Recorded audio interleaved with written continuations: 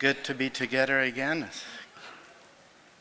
Good that we can be together like this. We have lots of blessings to share each other, and especially when we hear things like Leandro was sharing, it's new joy. Just a couple of weeks ago that I felt the same thing. I was so joyful and had something new what lived in me. So it's not that it was dead, it was out, but it was something new again, and that's always special.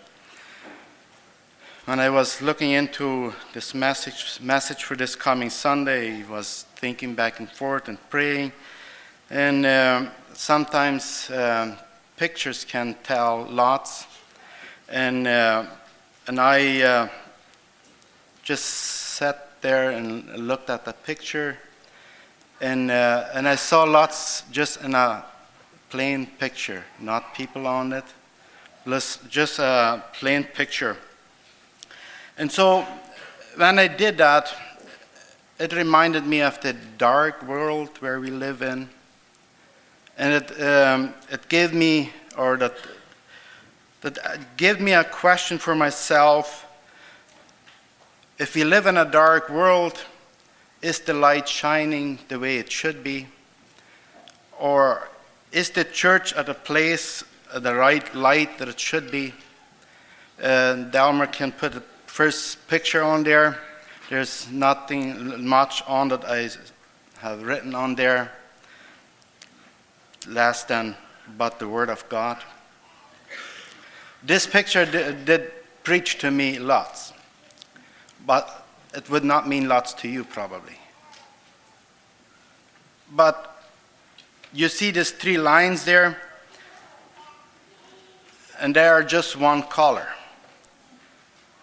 But depends on where you stand, that's what will make a difference, what you see on those lines. If you are on the upper part and you see there that's a clearer or whiter, and the joy of the Lord is in you, you see that should shine into the darkness. Or if you stand in the darkness, you can see into where should be light, but it still shines all dark. And so, the way it said, it might not mean lots to you, but it did preach to myself. Most of this is where I stand. I will see from there. I will see the things, and if I stand on the dark side and see it, there might be not lots of hope. But if I stand on the light side and shine as a light, then there is still hope in the dark side for those that are in the dark side. Or if we are by ourselves, stand somewhere in some areas that we have to battle with something or temptations or whatever it is, but we have the light and it shines to us. Today, I came across the verse in Matthew 16, verse 18, there it says, "And I say also unto thee, that thou art Peter, and upon this rock I will build my church, and the gates of hell shall not prevail against it." The gates of hell shall not prevail against it. I will build my church. And so if the word says that I will build my church, and we are believers, then we are a part of this building church, or being a church. This picture you will see, there's churches. I have written lots of church in there. And some you probably hardly can see that it is there. And we will go over some more scriptures later. But the church is there to shine in the darkness. And we know that worldliness has a way to creep into churches and destroy it from many different ways. And we are there to watch and protect it as much as is on our side. Revelation 3 verse 1, it says, the church of Sardis was described as a dead church. So that means it hadn't been dead, but there it was as a dead church. Jesus tells them that they should watch, or they should wake up. They had their son that are still alive, but he said it is a dead church. Many would say that it was a lively church, but Jesus says it is a dead church.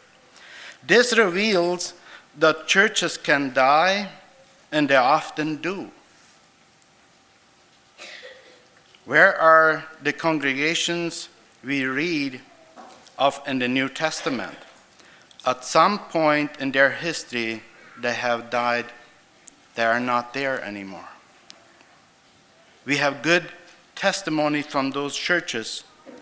We learn lots from them, but they are not there anymore. There are at least two ways a church may die. It may cease to exist. It may die inwardly, even while it still lives outwardly. And this is a thought that caught my attention by just sitting and looking at that first picture. So if there's something that preached to me more probably than it will to you, but where are we at? What can destroy a church? Are we aware of different weapons Satan can use to destroy us? Are these things that threaten our very existence even now? Is there something that we are aware of? Do we do something about it? I have here a list of things that could or that is trying to threaten us. So there are many things that can destroy or kill a church. We read a verse there that Jesus wants to build his church. And here we have many things that Satan tries to use to destroy or to kill a church. Lack of vision or direction, lack of communication, that we are not open to communicate, persecution, poor leadership, lack of community engagement. If we would not listen to the Word of God, conflict and division, false teaching, passion of sports or entertainment, worldliness, self-centered, indifference. There would be many more. I have just listed some of those that could do some of that thing to us. I have titled the message, "What Can Weaken or Destroy a Church?" We will look at 4 things that can endanger any congregation of God's people in one or the other way. There will be all these that I mentioned up, and there could be lots more of that. But let's look at 4 of them. Are they threatening us today, or could they threaten us? First, let's look at the persecution. I know today we don't live in the time that persecution is threatening us as much, but we are not safe to say that that will stay that way. And are we prepared if that would come, that we will stand? Satan has resorted to physical persecution against the church of Smyrna. We know that they had suffered lots, and some of their people got killed, and some they just stayed in faith even if they saw their brothers killed. 1 Peter 5 verse 8 says, "Be sober, be vigilant, because your adversary, the devil, walks about like a roaring lion, seeking whom he may devour." And we all are candidates for that. And let's take us in consideration one to another to help protect one another. Resist him, steadfast in faith, knowing that the same sufferings are experienced by our brotherhood in the world, where maybe we don't suffer today, or we don't, but there are people that are suffering because they believe what we believe. We should not be surprised if he does so today. 1 Peter 4 verse 12, Beloved, do not think it strange concerning the fiery trials which is to try you, as though some strange things happen to you. This could be in different ways than in physical persecution, more like temptations or on loss or whatever that could cause it to us. People respond differently to persecution. I don't know how many of us have felt a little bit of, probably not persecution, but a little bit something that was uncomfortable from people that don't really believe on the Lord. They would say they do, but they don't. Some are silenced by it.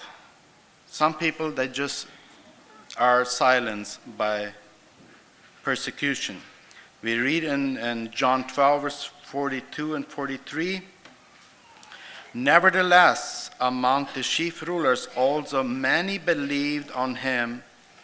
And then it says, But because of fear of the Pharisees, they did not confess him, lest they should be put out of the synagogue.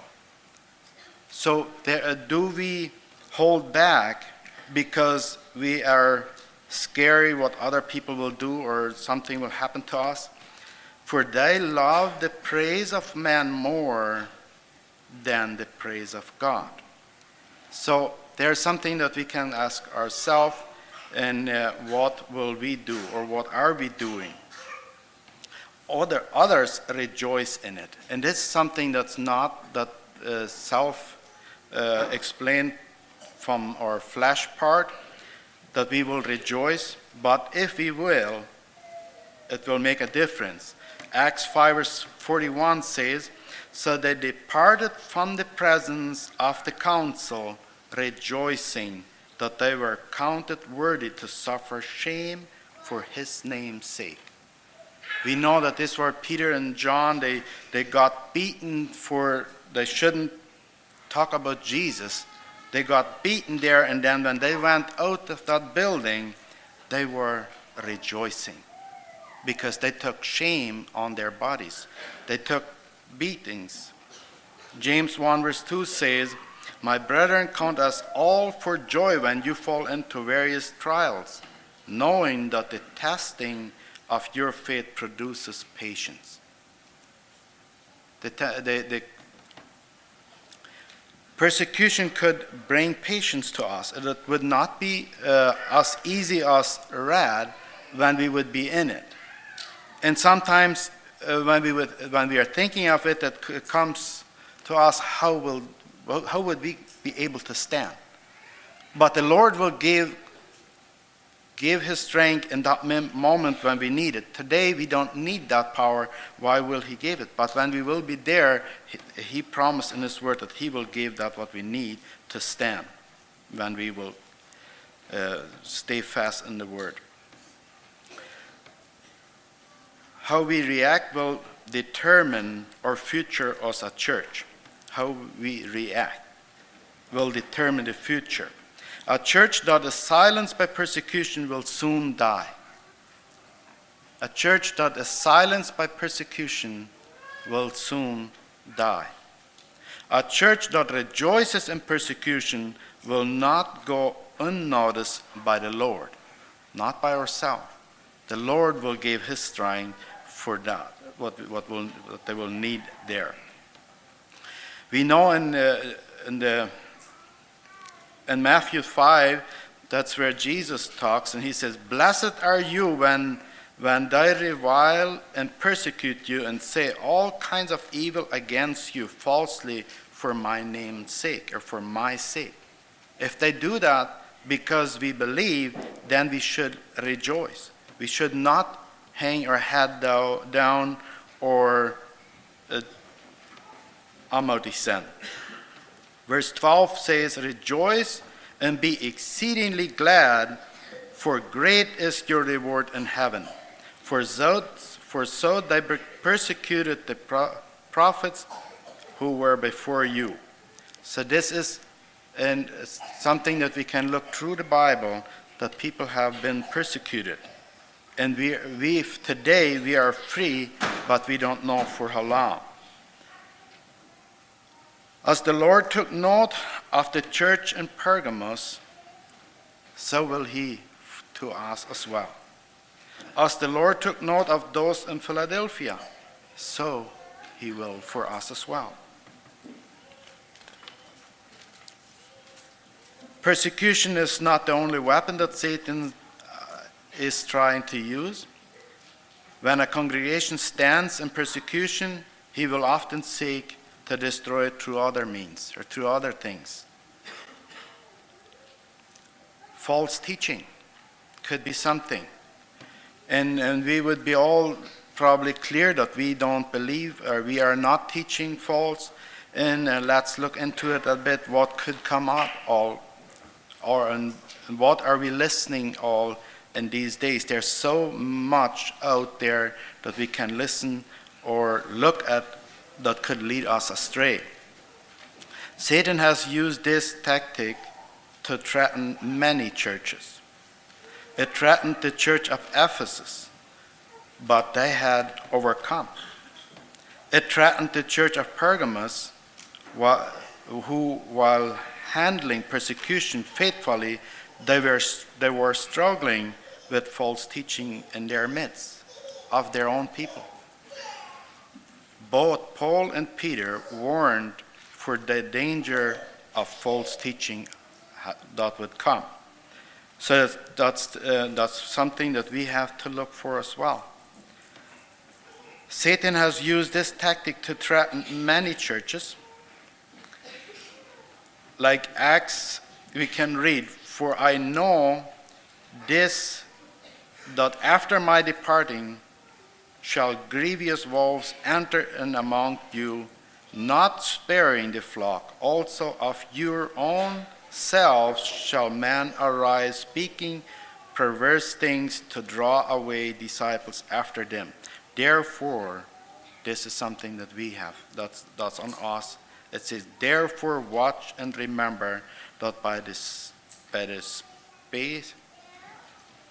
of 3 years I ceased not to warn everyone night and day with tears."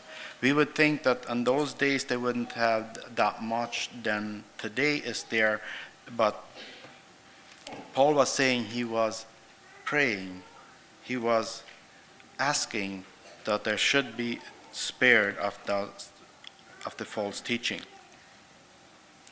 We must not turn away from sound doctrine like 2 Timothy 4 verse 3 and 4. Sound doctrine involves preaching the word, which includes both negative rebuke and positive exhort and element. It's things that we are supposed to do. We must beware of pop preaching, which simply entertains rather than instructs. We must not support those who teach contrary to the doctrine of Christ. So we must not support them, or we should be aware of pop preaching.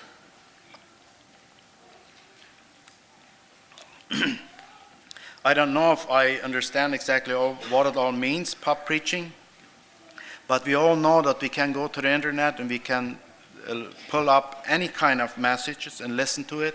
And I think sometimes when we do that, it is a danger to us when we do that. Other times it could be a blessing. That's not that I'm saying that everything is negative, everything is wrong if we do that. But I think we should have the spirit of discernment when we do that, and that we can be blessed and not turned down, or that our faith could be in question, come into question when we listen to some messages. And let's be aware that there is lots of things out there that is not good for us. When a church stands strong against persecution and false doctrine, that is certainly a good sign. It should be. But that does not mean Satan cannot come with something else to destroy it. Many sound churches have been destroyed by one of two more tools used by Satan. The first of these is worldliness.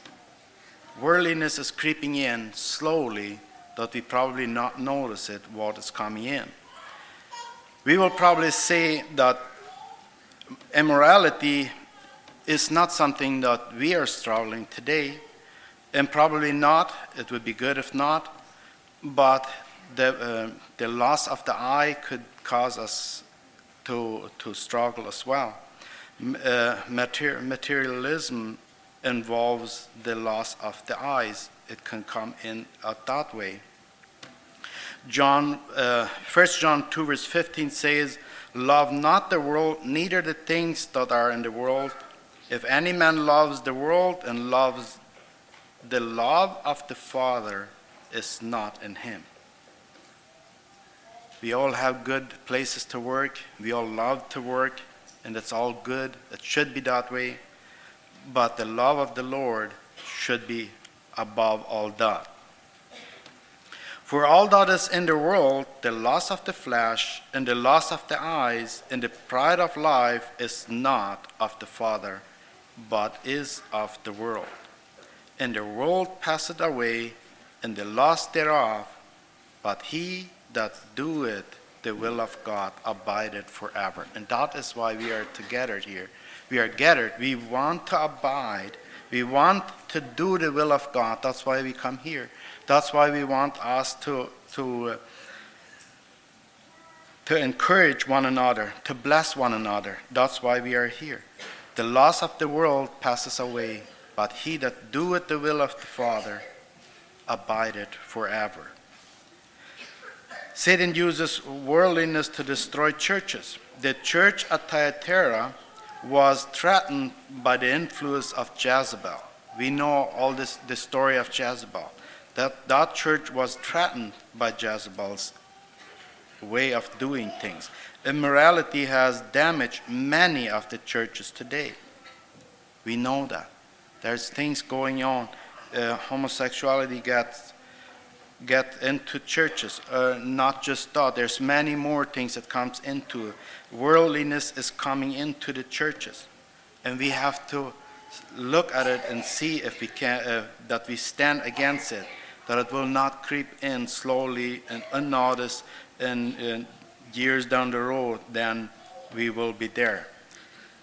When I was thinking this line along and thinking of family, thinking of the good church where we are part of today, and thinking of churches, what we read from in the New Testament, how blessed they were and how they blessed other peoples, and they have been seized, they are not there anymore.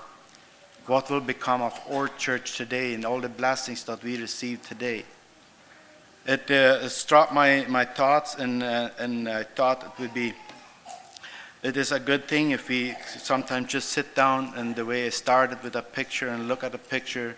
You cannot see many things, but you can see lots of thoughts in a dark world if you look into that, or if you look at from the light side. You should be the light, what Jesus says.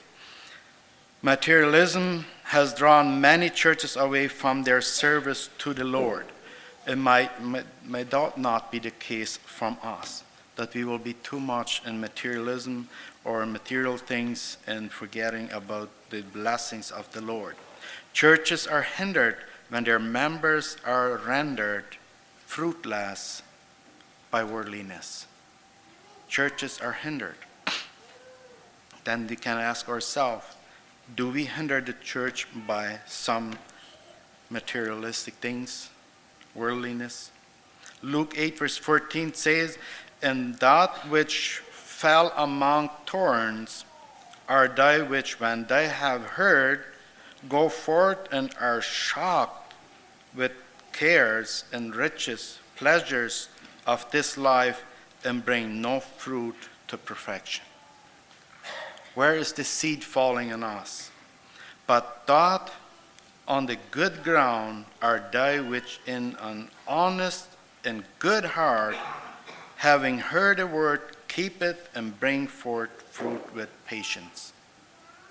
So we all know the story of the sower and the seed. What does the word do to us when we hear it? We have to move forward from worldliness. We must have the love of the Father. We must not be conformed to this world, but transformed by the renewing of our minds.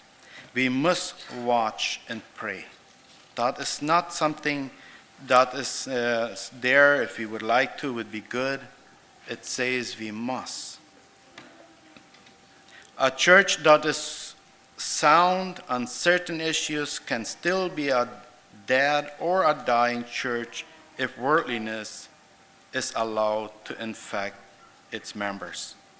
Here it doesn't say the church, it says of the members of the church. A similar spiritual disorder that Satan can use to destroy churches today. There's many different ways that Satan is trying to use to destroy the church, because the church is the light where people should be drawn to. And if Satan can destroy that, then people, it's not so easy that they can find the Lord, that they can go somewhere for help or guidance. And the Lord has put us in the place that we should be there, that people can come for the light or for guidance or directions.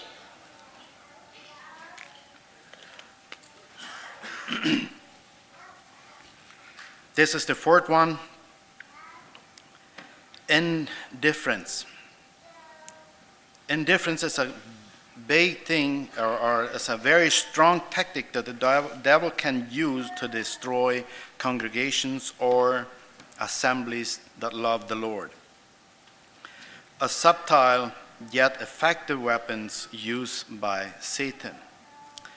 It put at risk the standing of the church at Ephesus, who had left their first love because indifference. It didn't matter as much anymore. We do not have to oppose the church to destroy it. Just be slothful and be indifferent. It will affect lots. It will damage lots. Proverbs 18:9 says, "He also that is slothful in his work is a brother to him that is a great waster. The name of the Lord is a strong tower. The righteous runneth into it and is safe." The righteous runneth into it and is safe. We all like to be safe. We all like to be at a safe place. And it says the name of the Lord is a safe place. And who is that runneth to it? Then we all would like to raise our hands and we want to run to it. We want to be safe. We want to be there. Indication of indifference. There's many things more than I have written down here, but irregular attendance of service is a fruit from indifference. Lack of participations in the service, worship, Bible class, or whatever. If we lack those things, it is a fruit of indifference. Consistently arriving late to service, it is an indication that it's not very much on our heart, or that's not very high on our list to do so. Waning efforts to win souls to Christ. Waning efforts to win souls for Christ. It's an indifference. It's a fruit of indifference. No personal and private devotions, Bible study, or prayers is a fruit of indifference. Fervent service is the only antidote to indifference. Fervent service is the only antidote to indifference. We must not grow weary in doing good. Here we see the word must again. Paul is coming to us and trying to lay it to our hearts. We must not grow weary in doing good. We must be diligent and not become sluggish. We must hold fast the hope we confess by encouraging one another. Hebrews 10, verse 24 and 25. That's something, and I think we do that. I'm not saying that we are not doing that, but it's something that we can ask ourselves, are we doing our utmost? Or are we starting to slack off and just doing what we like to do? While there might be more ways that can destroy a church, these 4 are certainly effective for Satan, what he can use or what he is using. Persecution, false teaching, worldliness, indifference. I had many more there in the beginning, but these are 4 things that we have looked at today, what can make a big difference if we are not watchful. What about this congregation? Is Satan making any progress in destroying us? Or does he have his foot in one or the other or some other places? We might be free from physical persecution and be known as a sound church. I think that's what we all believe, that's what we are. And that's good. We like to be there. And we should be there. And we should strive to be there. But is worldliness and indifference taking its toll? To be forewarned is to be forearmed.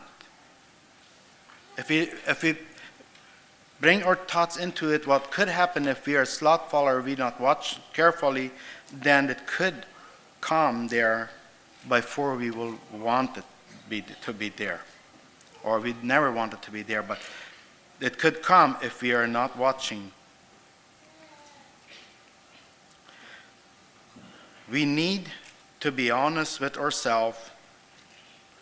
Are we vulnerable in some areas?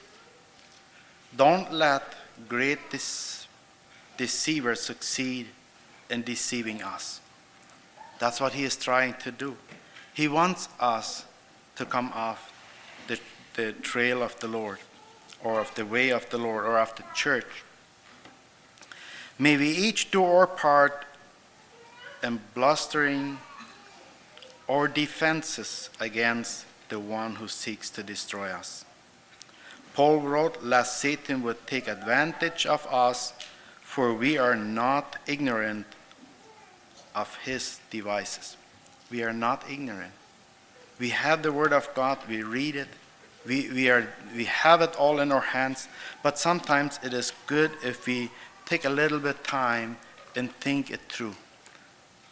The way it's said in the beginning, just sitting and looking at that picture there. There was nothing written on, but for me it meant lots. And for me it did something on my soul, looking at that picture. Thinking of that we are the light of the world. The church should be visible. There should be a place that people can come to, and I think that's what we are. And we definitely don't want to lose it. We don't want that indifference or worldliness will creep into it. We definitely want to watch for it, that our children and grandchildren and further on can have the same or even a better congregation where they will gather and be blessed and be a blessing for other people.